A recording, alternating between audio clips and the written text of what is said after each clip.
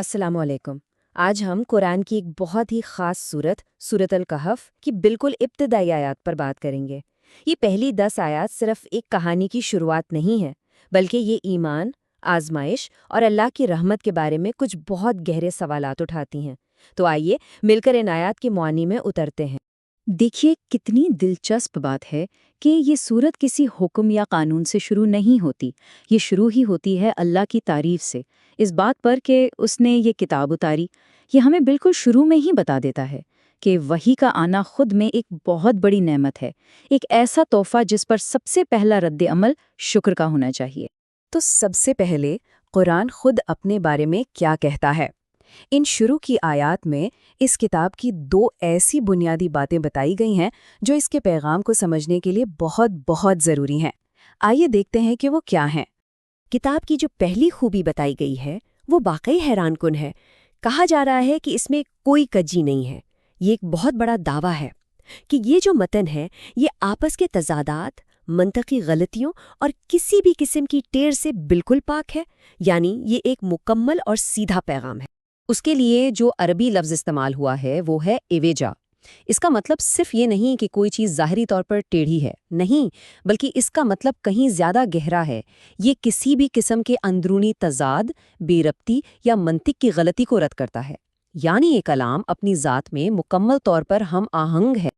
اور پھر ایوجن کے بالکل الٹ قرآن خود کو قیمن کہتا ہے۔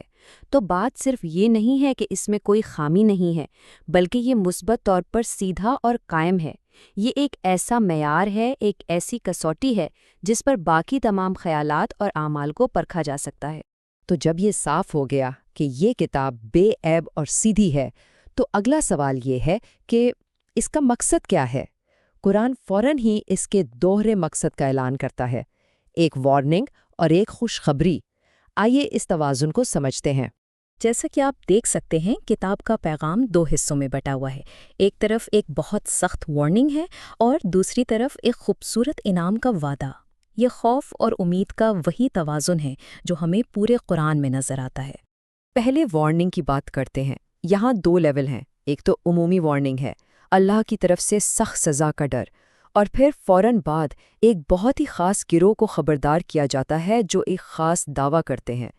قرآن اس دعوے کو کتنی سنجیدگی سے لیتا ہے اس کا اندازہ اس آیت کے الفاظ سے ہوتا ہے۔ اسے صرف غلط نہیں کہا گیا بلکہ ایک بہت بڑی بات اور جھوٹ قرار دیا گیا ہے جو ان کے منہ سے نکل رہی ہے۔ یہ الفاظ اس عقیدے کی سنگینی کو ظاہر کرتے ہیں۔ اور اب سکے کا دوسرا رخ، خوشخبری، یہ ان لوگوں کے لیے ہے جو صرف ایمان نہیں لاتے بلکہ نیک اعمال بھی کرتے ہیں۔ اور انعام کیا ہے؟ کوئی وقتی خوشی نہیں بلکہ ایک ابدی ٹھکانہ جہاں وہ ہمیشہ رہیں گے۔ یہ ایمان اور عمل کے تعلق پر زور دیتا ہے۔ اب یہاں سے گفتگو کا دائرہ اور وسیع ہوتا ہے۔ کتاب کے مقصد سے بات ہٹ کر خود ہماری زندگی اور اس دنیا کے وجود کے مقصد کی طرف آ جاتی ہے۔ یہ ایک بہت گہرا سوال ہے جس کا جواب یہ آیات دیتی ہیں۔ آیت ایک منظر پیش کرتی ہے۔ ذرا سوچئے، زمین پر جو کچھ بھی ہے، پہاڑ، دریا، باغات، شہر، یہ سب کچھ اللہ نے زمین کے لیے ایک زینت یعنی ایک سجاوٹ کے طور پر بنایا ہے۔ لیکن اہم نقطہ یہ ہے کہ یہ سجاوٹ عارضی ہے۔ تو پھر اس عارضی سجاوٹ کا مقصد کیا ہے؟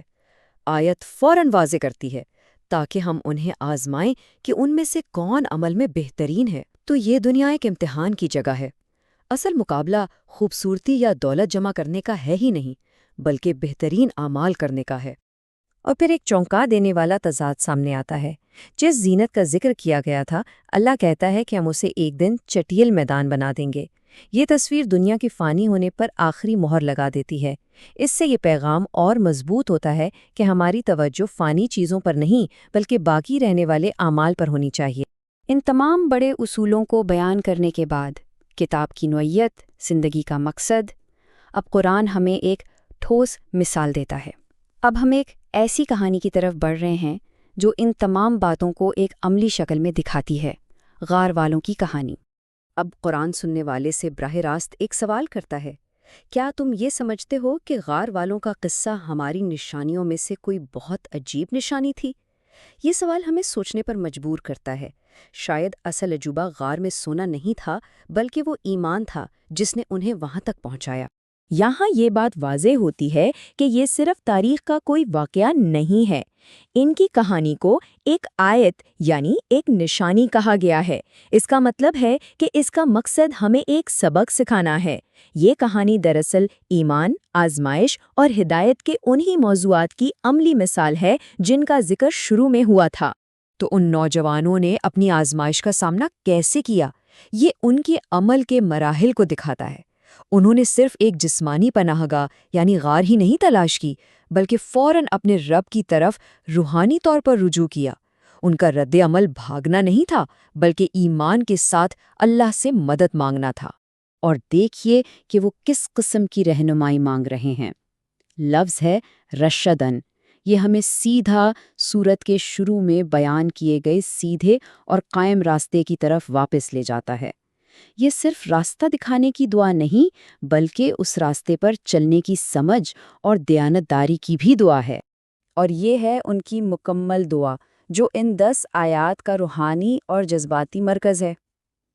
اے ہمارے رب، ہمیں اپنی طرف سے رحمت عطا فرما اور ہمارے معاملے میں ہمارے لیے سیدھی راہ مہیا فرما۔